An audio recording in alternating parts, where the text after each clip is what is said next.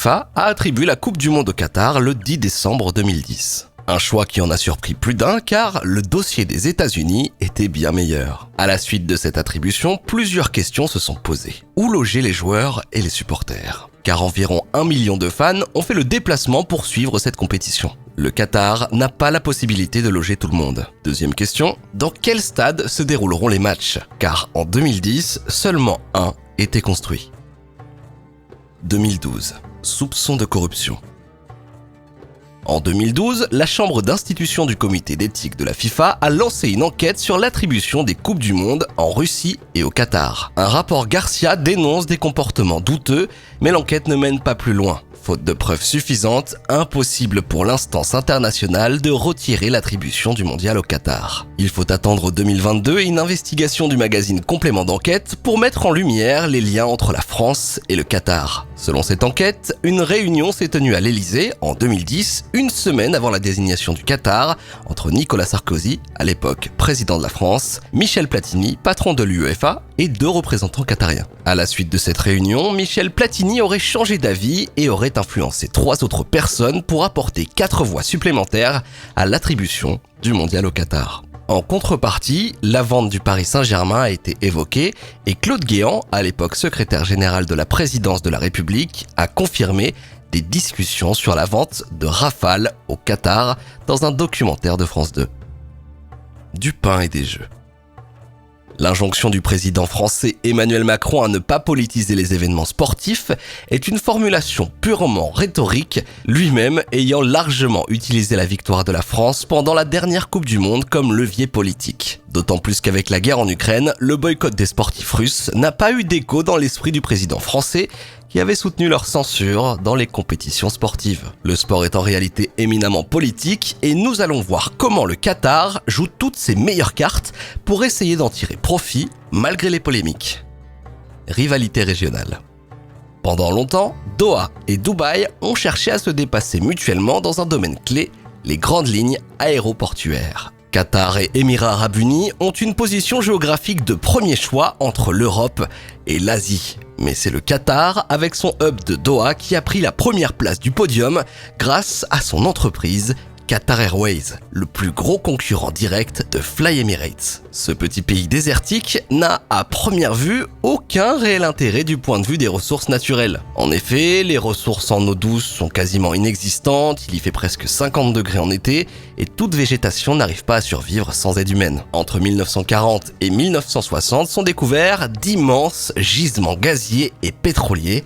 La fortune du Qatar est prête à décoller. Mais le puissant voisin saoudien contrôle la terre qui relierait par gazoduc et oléoduc l'immense marché européen. Le Qatar fait alors le choix stratégique mais risqué de liquéfier son gaz naturel pour l'exporter ensuite par la mer via des terminaux gaziers implantés sur ses côtes. Le transport maritime d'hydrocarbures en partance du Qatar nécessite de passer par le détroit d'Ormuz, contrôlé par l'Iran. La relation qataro-iranienne s'en trouve renforcée, ce qui a le don d'agacer l'Arabie Saoudite qui ira même jusqu'à imposer un blocus au Qatar pour sanctionner l'Émirat de sa trop grande amitié avec l'Iran. L'Arabie Saoudite perçoit une volonté politique de contrôle des pays arabes par les médias.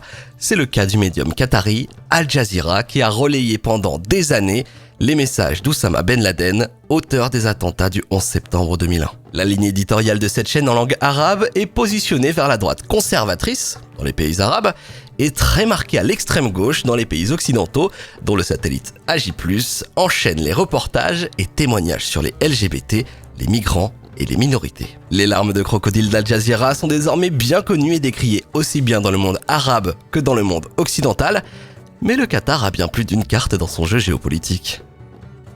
La Qatar Investment Authority.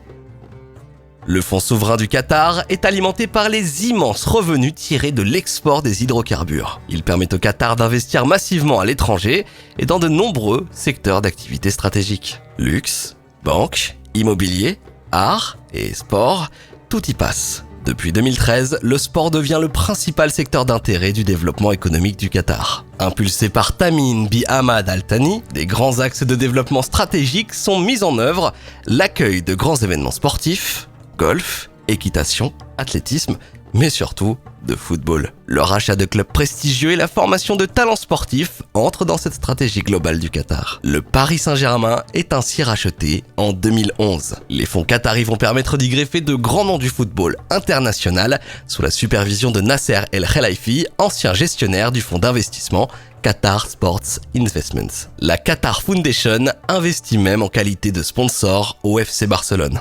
Polémique et Coupe du Monde. À l'heure actuelle, même Al-Qaïda y va de sa polémique à propos de la Coupe du Monde au Qatar, la jugeant comme étant très problématique par rapport aux bonnes mœurs islamiques. Le monde occidental fustige l'impact écologique désastreux de cette Coupe du Monde, ainsi que les mauvaises conditions de travail des ouvriers préparant les chantiers des stades. Mais compte tenu des éléments géopolitiques que nous avons développés dans cette première partie de vidéo, comment prendre au sérieux une quelconque critique alors que ce sont des instances occidentales qui ont attribué au Qatar sa propre Coupe du Monde?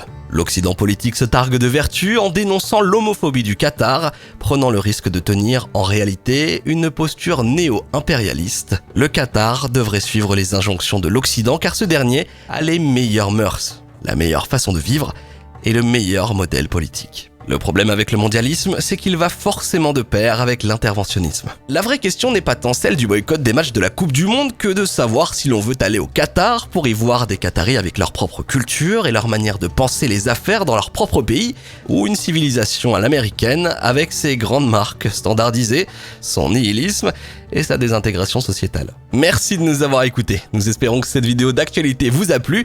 N'hésitez pas comme toujours à liker et à commenter, partagez également cette vidéo sur les réseaux sociaux pour améliorer notre référencement. À la prochaine!